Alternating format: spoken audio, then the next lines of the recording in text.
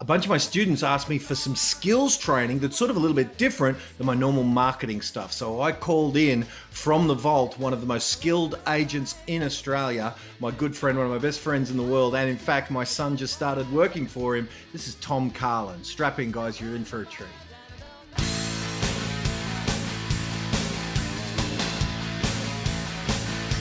You want the normal real estate training you've been told a million times? Make cold calls, knock on doors? Best be switching off now, because in this podcast we go out of the box using unknown tactics, primarily that the real estate industry's never heard of, in order to get you called in more often, convert those listings, and get more success without the painful cold calling. Listen up, we're in for a ride. This is Real Estate Renegades.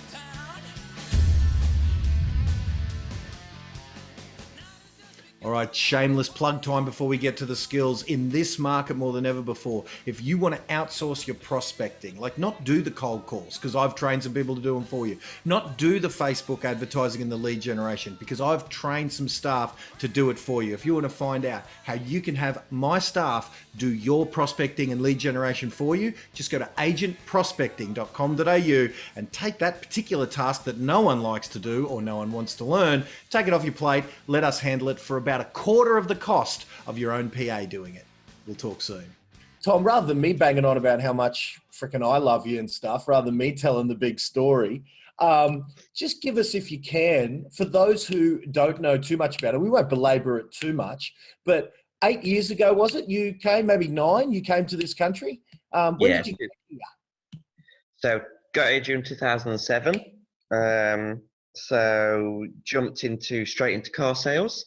I couldn't get a job doing anything else, so car sales was the only job I could get at the time. Hated that with a passion, hated how unethical it was, what they made you do to sell a car. And so then in October, so coming up to 9 years in real estate, October 2007, I jumped into a real estate office, commission only, so it was a case of go out there and sell. And yeah, from there I had no choice. I had to get out there, I had to work hard. And yeah, went out there, pushed hard, and first year $500,000 in commissions. And then I think in my third year, $1 million in commissions, third or fourth year. And so when you got here, I mean, tell us about how, you know, I suppose you came here with 10,000 Australian dollars. And did you put that into kickstarting your career and into your first marketing campaign? Tell us about your financial status when you arrived, and how, I suppose, because a lot of people have said, oh yeah, it's easy to make it in real estate when you've got a heap of money. You know, once I've got money, then I'll do something. Funnily enough, we were having this discussion in my office yesterday because someone said to me, we've got no letterhead in the office at the moment. And they were like, oh, I've got no letterhead. And I was like, well, if we've got no letterhead, print on the printer. And they're like, yeah, but we can't print on the printer because you won't let us print in colour.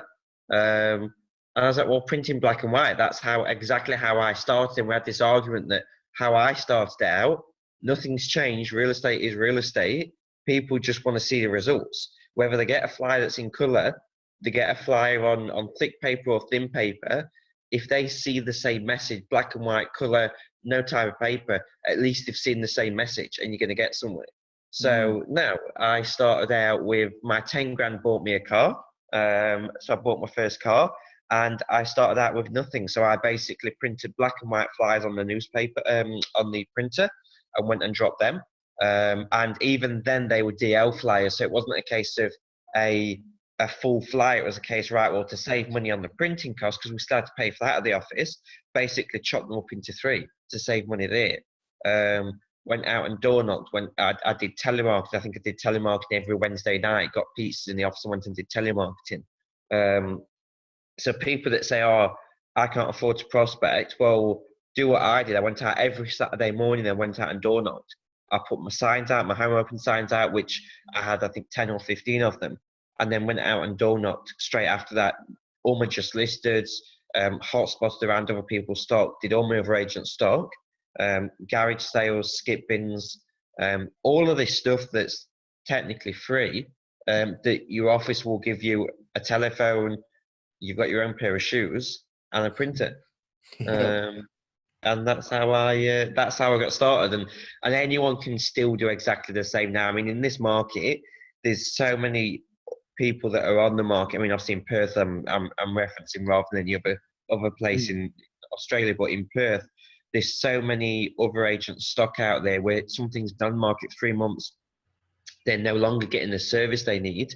The agents got bored of the listing or tired, and the market's about to turn. So they're the ones that people should be targeting. Yeah. And you don't look exactly like you're 50 years old now, Tom. How old were you when this stuff started for you? 19. Wow. So you had not only no money with which to prospect, did you come across the age objection? Because, mate, even at 30 odd, how old are you now? You're 28? 28.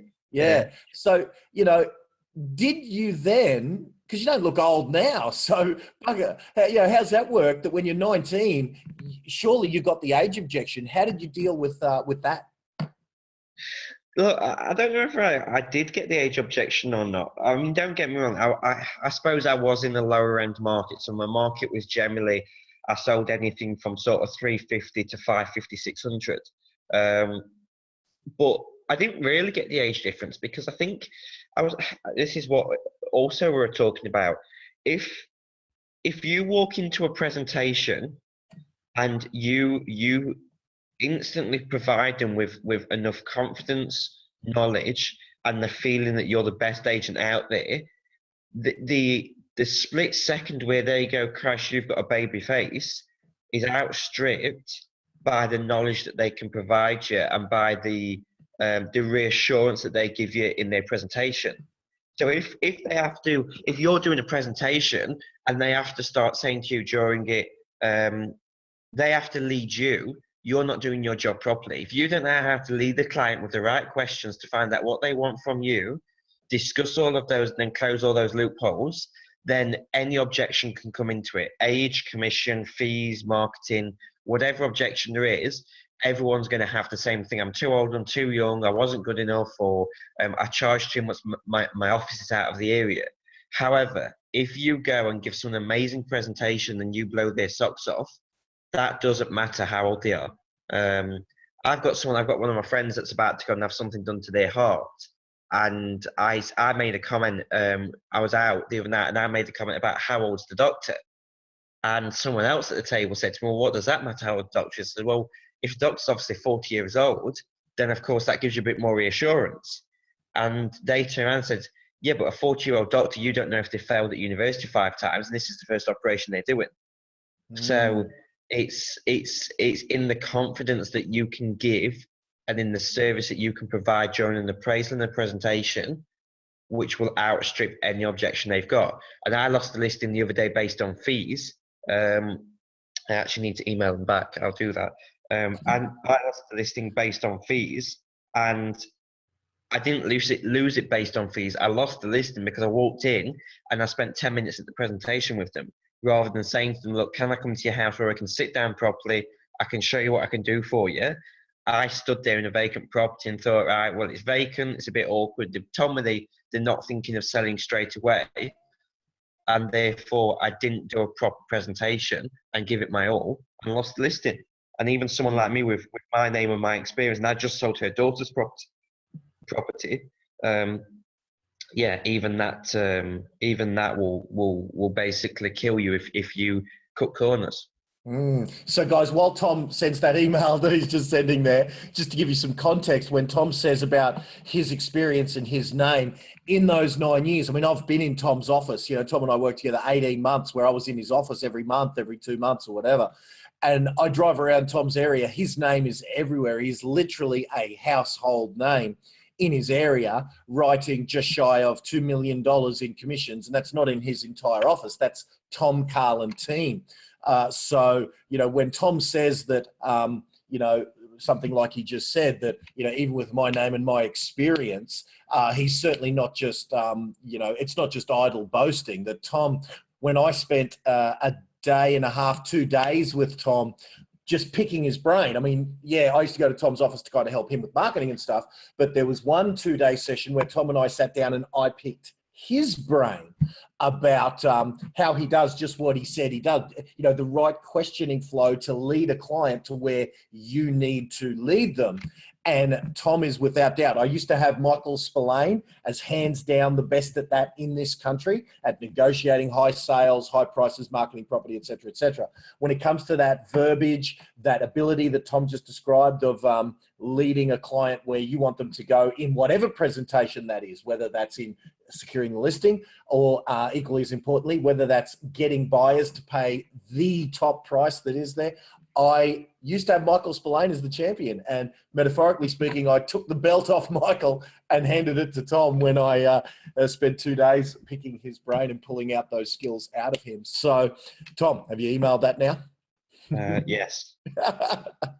So, interesting that you've said that, Tom, because Matt Steinway said the same thing to me too. The only ones he ever really misses are the ones that he either thinks he's definitely going to get and hence doesn't fall for whatever reason when he doesn't prepare properly, assumes he's going to get it for whatever reason, and doesn't do the full questioning flow like you just described. So, and man, have I kind of, is there anything else that you could have done? Like, what did you actually, there's a good point. You've just seen it live. You've seen Tom identify that he missed one on fee. What did you send him just then in your follow-up?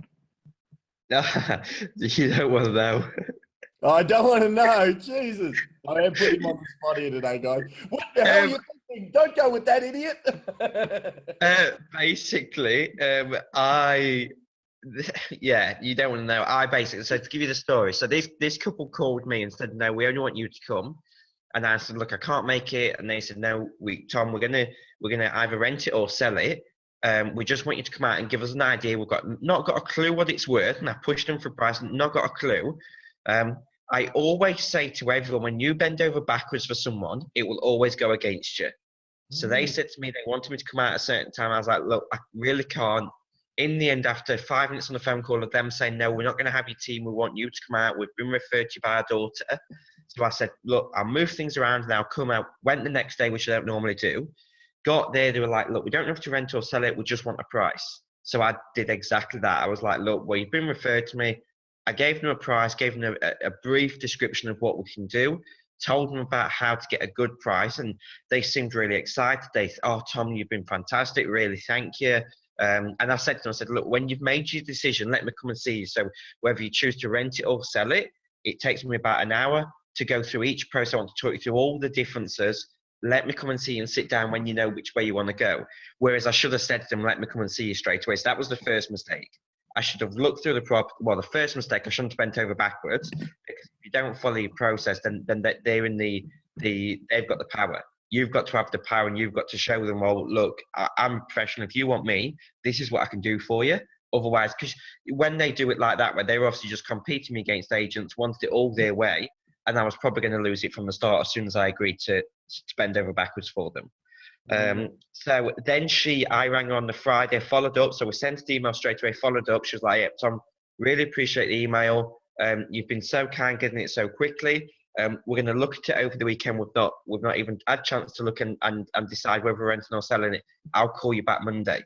So I thought Monday I left it. I thought, well, she said she'd call me back. So Monday I left it, which I shouldn't have done. And then Tuesday morning I got an email saying we've gone with another agent. So wow. I rang her yesterday and said on the message, I was like, I thought we discussed and you promised me you were going to ring me before you made any decisions about rentals or sales, and now you've gone with another agent. And then I've just emailed them the same as well. So I get very brutal when it comes to things like this. I shouldn't, because what you should do as an agent, instead of doing this, you should wish them luck. Say that you're obviously sorry that it's turned out this way, and that you lost the listing. Ask the reasons why, and then you should keep in touch every month. Whereas I've gone very brutal about, you made a promise and you've not kept your promise, and you're going to go to hell, and basically. Yeah. Wow. So there you go. You've seen even the master lose one live here today, guys. But I love how, Tom, you've got enough self-awareness to know probably where you missed it, probably what you should have done to not do that again. And even as you're doing something that, I tell you, I did that this morning, mate. I was there was a bit of a trainer bash going on online last night about how valueless trainers are. How, you know, if someone like me, if I could do it, then I would be doing it, not doing what I do, you know, when I happen to love this. And I was good at what you do. I wasn't great. I certainly was nowhere near your skill. I was good, but I'm great at this and I love it, you know. Anyway, that was going on. And I put up a little narky comment this morning. I did, only for a few minutes. I put up, look, you know, I said, for everyone who was really getting on the trainer bashing lynch mob last night, would you pay you $15,000 for the service you provide? Be honest. And then I thought, no, that's narky. And I just took it down after 5 minutes. I thought, no, I don't want to get into a debate with this, you know, but well done on the self-awareness, bro. And mate, let me ask you, did you do your full pre-listing process with those people? Or because they wanted a price, did you just shortcut that as well? Well, we don't have a pre-listing process at the moment. So this is what I think when I was on with Naomi, which you missed. I don't know if you heard that webinar or not. No, I wasn't. I was in it. Right. Yeah. So I think I was talking to her, or no, I might have been. I was speaking in Adelaide. I went to Adelaide and spoke a couple last week. So when you start shortcutting, my team listed 6 houses last month, and this month we've only listed 3. Now that is because we've started shortcutting everything. Since January, we've started doing flyers. We've not done, because obviously we rebranded. Yes. The brand's going amazing, but if you stop doing your flyers and you stop doing your pre-listing boxes, if you cut out all these processes because you think you're so good, even given my name and how I've got 92 for sale signboards up, we have 100 home open signs on the weekend. I've got 22 benches and bus stops around. Even given that I've got all of that, if you cut any of the layered marketing out or you cut any of the process out, you'll soon fall into a heap. And that is what we're doing now. So, no, I didn't do anything. I literally took the phone call myself, which I normally wouldn't do. I didn't push her for the price. She said, I don't know. And I know she knew what price she wanted, because that's the other thing. I told her a price in the appraisal. Normally, I wouldn't give them a price of the house without knowing what they want. So I told her what I thought it was worth. And I know what's probably happened. I'm not saying I lost it on fee, because I don't know. She's not actually told me. But I think another agent's gone in there, quoted them a lower fee, told them a higher price than what I've done, and probably spent an extra half an hour showing them what they can do for them. Instead, I would normally sit down with them and show them why they shouldn't go with the highest priced agent, why they shouldn't use a cheap fee agent. And I didn't do any of that. So I've not lost it based on fee. I've lost it based on my skill set on that day. Yeah, and in the absence of all those reasons that we role played that are the best I've ever seen in this country, in the absence of those things, as you said before, they'll latch on to fee in the absence of all those other reasons to list with. Yeah, I mean, I can more than most people in the industry walk into an appraisal and list it based on nothing. I can meet you at McDonald's, have an hour or two's conversation with you, and I could list you without any of the fluff at all. The difference is if you don't engage with that client and you don't give them your undivided attention for that hour and a half, and you even shortcut that, you're still falling short to losing them. And yeah, I think it just shows no matter who you are, do your job properly. You're getting paid 15 grand to do the job properly. So give them your absolute 100% attention. And I didn't, and that's just cost my company 15K. Wow. You're getting this one live, guys. This is raw and brutal and valuable, I promise you. Tom, you mentioned layered marketing before. How, and by the way, man, make sure that after this, and you know, you said we were talking to Naomi, and I know you've got a trip coming up in a couple of weeks, but make sure we talk. And if our team can do anything to help rectify some of those things that you've stopped doing, man, just make sure we get some of those things back in place. But you mentioned layered marketing. And, you know, for the new person who's new to Tom Carlin, what does layered marketing mean? And what are some of the examples of the layers? The layered marketing refers to, you've got 2 types, of course. You've got layered marketing for a property. I mean, let's talk about property marketing first, because I suppose property marketing is the cheapest form of advertising for anyone, because the vendors pay for it. So layered marketing regarding property is all about making sure you layer it so that there's all these different avenues where a buyer can see that property, or even a seller can see that property is for sale and they see your details. So when you do list a property for sale, start thinking about, right, well, do we want it online? newspapers, signboards, directional signs, home opening invites. You've got all these different layers that if you just do one of them, if I list a property for sale, I just put a signboard up, I've probably got a 2 or 3% chance of selling it. If I put a signboard up and do just listed, I might have a 3.2% chance of selling it. Whereas if I do 3 things where I put it on the internet, that jumps up to 70% chance. Yet then I add home opens, and it just all adds to the chance of selling it. But more importantly for us agents, it adds to the chance that we're going to meet more people. The more people we meet, the more chance we've got of getting appraisals. The more appraisals we get, the more sales we make.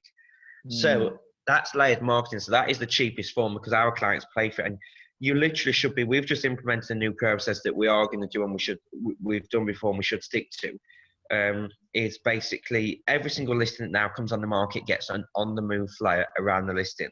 So if we see someone else's signboard up, something come on the internet, we're going to drop 100 flyers around that property, basically saying your neighbour's on the move. You're going to see a lot more activity in your street.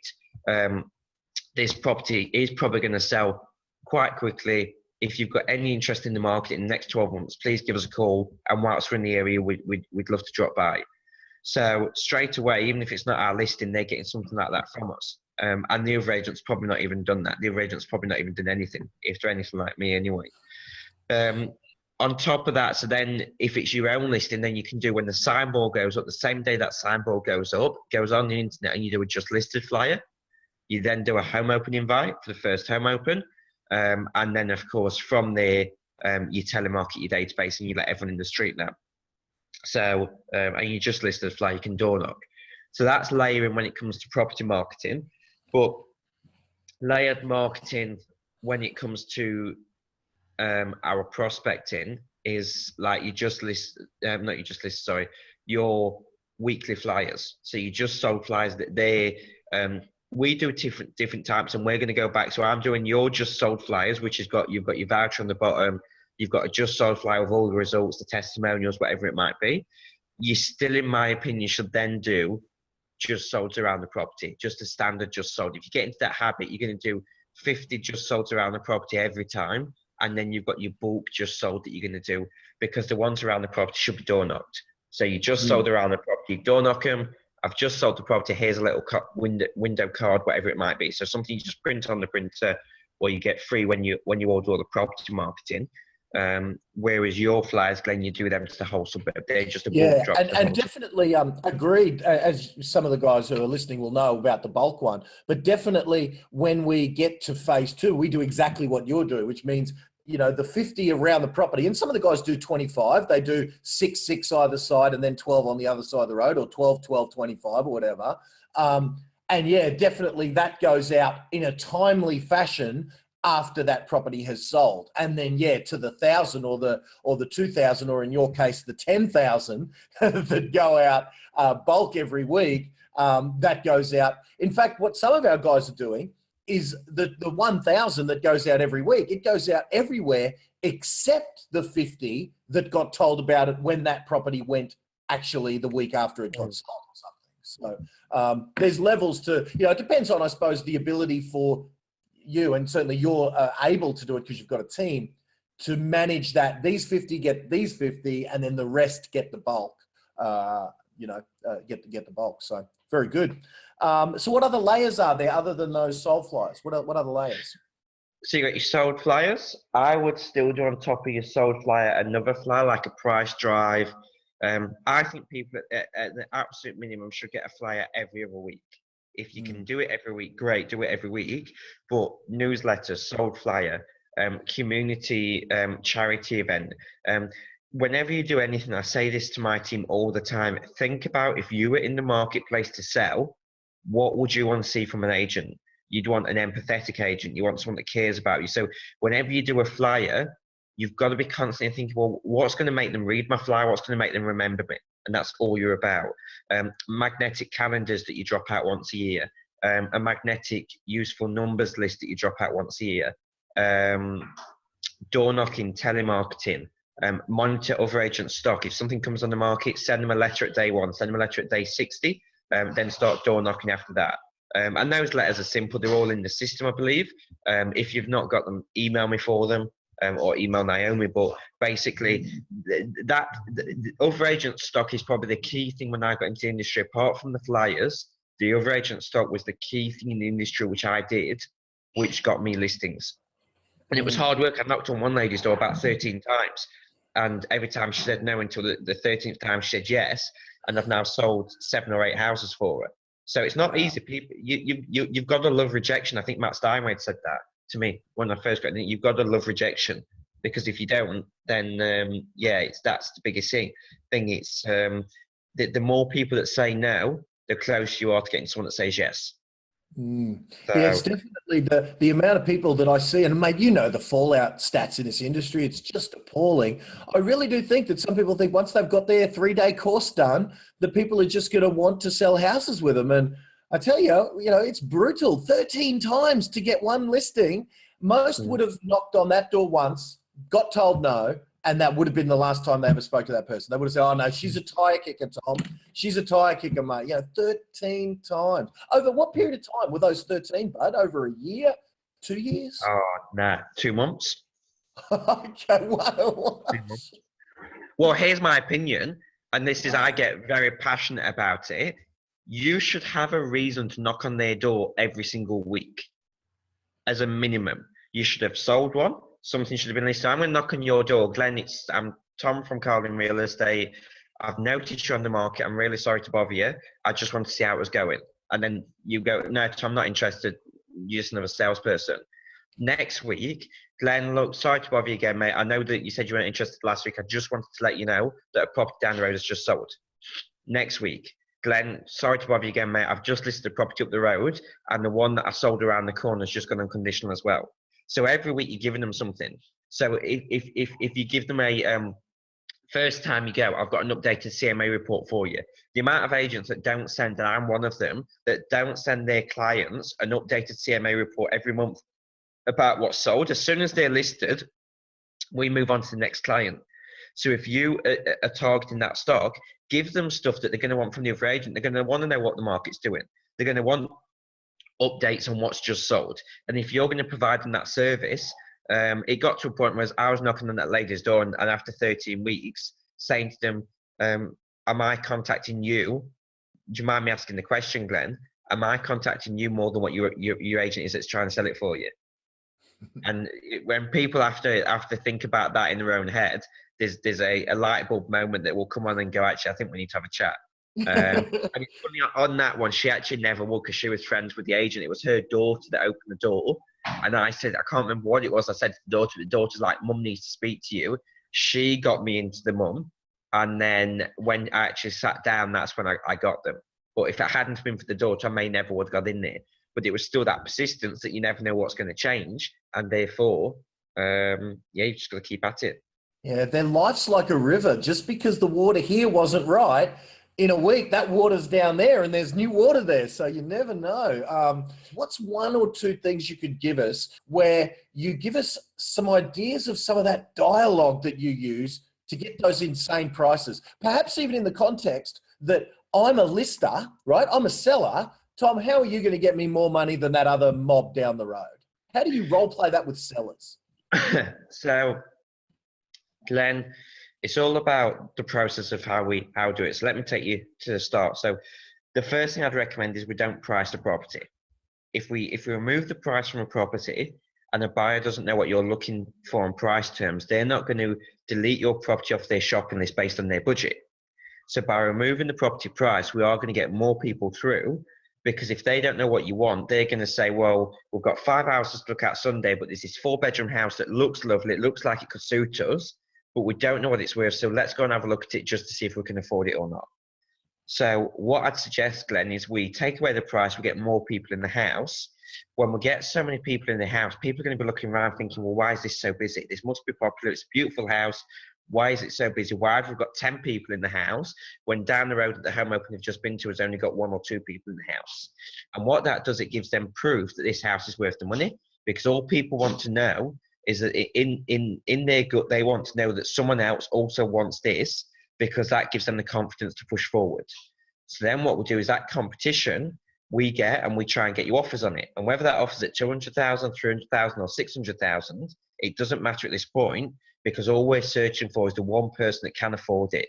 If I can find you one person that's got an unlimited budget, and they are out there, and I can then find you another 5 people that have got budgets, I can then use those 5 people to get that one person with no budget, or with a budget higher than what we want for this house, and we really put the pressure on to create competition.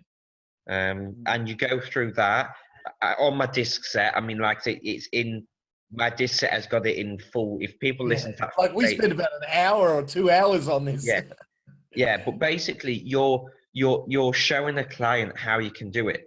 And you tell them, you say to them, Glenn, when I go back to someone and I say to that person, I have got someone else that's willing to buy this house tonight, you are going to lose this property, and I've got another offer.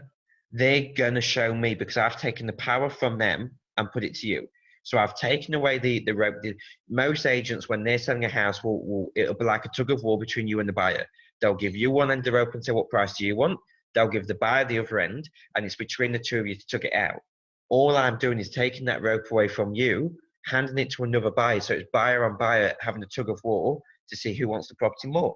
And I can guarantee you one thing: when I get you an offer and I sell this property, because I've put the buyers through that process and I've created the competition, I can guarantee when you accept an offer, it will be the best price the buyer's got.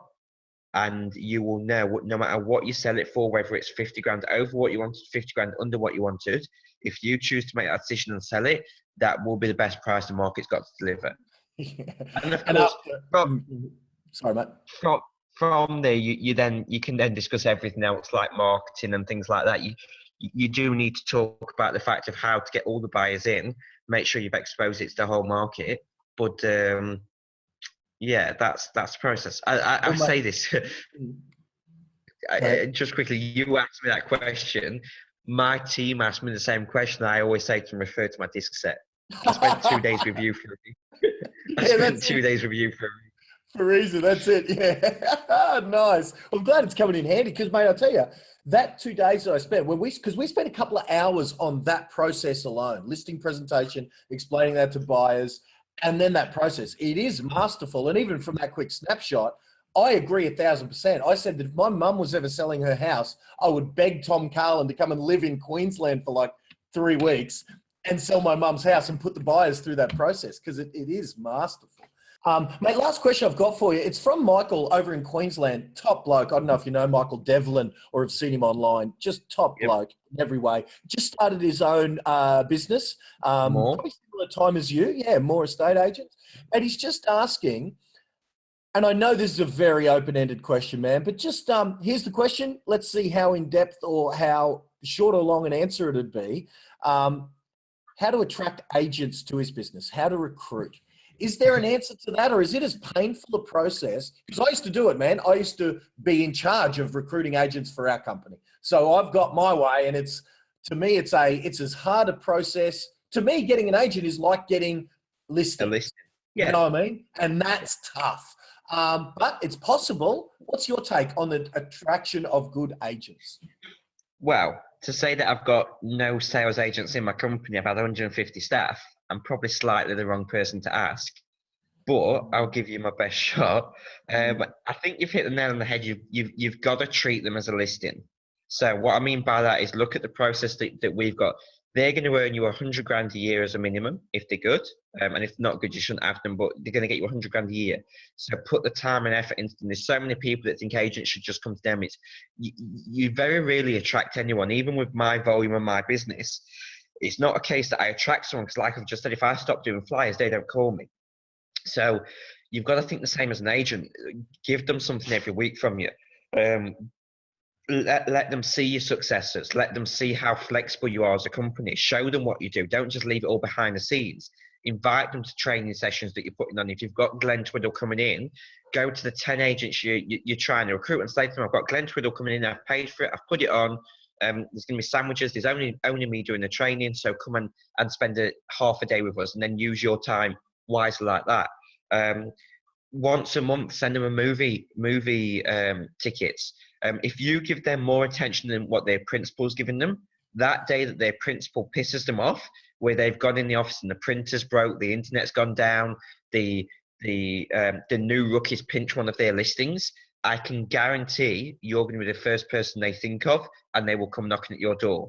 As long as you've done all that, when it's their birthday, find out and be the first one to text them in the morning, wish them a happy birthday. Treat them like you would treat $100,000 commission check, and you will get agents, falling over themselves. Wow, that sounds a lot like, because you and I both spent some time with Dane Atherton, and that was Dane's advice, was when their principal screws up, and inevitably they will all screw up, be that leaping pad that they're going to leap to, because it's hard to coax a successful agent out of a successful agency unless there's that catalyst of something going wrong, like you just said. But what I can say, Michael, is before you do anything, make sure you have got a 100% watertight office and have the stuff in there, because there's nothing like over-promising and not having the systems and the processes like I did. So I recruited staff, and I can recruit staff, but then if you're going to recruit 10 people and they're amazing, and you burn them straight away because you've over-promised. So make sure you have got a solid office system set up. You've got your training sessions scheduled for the next 6 months. You know what flyers you've got to give people. You've got your business cards, letterhead, all that sort of. Because if you don't and they come and join you, you burn them in 3 months. You're going to damage getting any future staff as well. I'll pass that on to Michael. Sorry.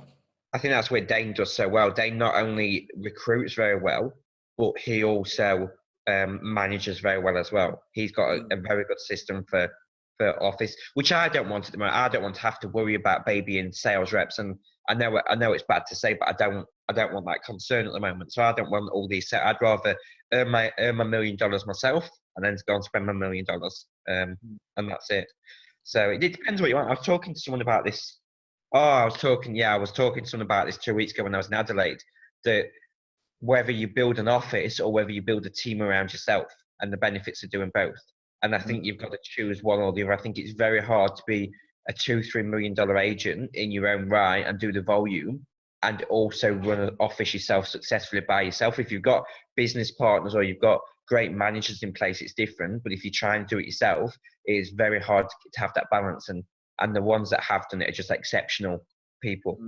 Yep, I do remember when I was asked by a guy who could do it. I remember the guy who bought out my business, fantastic bloke. He was a salesperson of the year in his former company. At the same year, he was sales manager of the year. So he could do both. He could list like a beast and manage like a beast. So that's what he wanted me to do. And unfortunately, I wasn't as incredible as he was, so I couldn't do it. So thank God he put that pressure on me, because it did force me to go. And I spoke at the REIQ. That was the catalyst that had me going to take a little part-time hobby to be a full-time gig as a speaker at the Real Estate Institute. Thank God he did, because it's taken me to this career that I've got. But yeah, I think that those people like him are exceptional, and I agree. Like Danny Hayes, he's an example of someone who's built a business of his people, and he doesn't really do it, the listing and selling. It's more about his team, and of course yourself is more the other way around. It's you're the main person, earn $1 million profit, and it's a good thing. So mate, very good. So Tom Carlin, mate, thank you for kind of just sharing a little bit of that insight. So Tom, on behalf of the podcast listeners and all of that, thanks so much for hanging out for this period of time, bud. Legend. Cheers, guys. Wow. Well, there you go. I hope you liked the episode. If you like that, then what you need to do is you need to subscribe. You need to get more of this craziness, because we got more are coming. I'm never standing still, and we've got so many more guests. We've got so many more strategies, more out-of-the-box thinking. So if you haven't subscribed, literally, you're like throwing away thousands of dollars. Because I tell you, if you haven't subscribed, you don't come back. You know what I'm going to do? I'm going to find you, I'm going to market to you, and I'm going to charge you for the very stuff that on this podcast we give away for free. So whack that subscribe button on whatever your favorite podcast weapon of destruction is, and we'll see you on the next episode. Bye for now.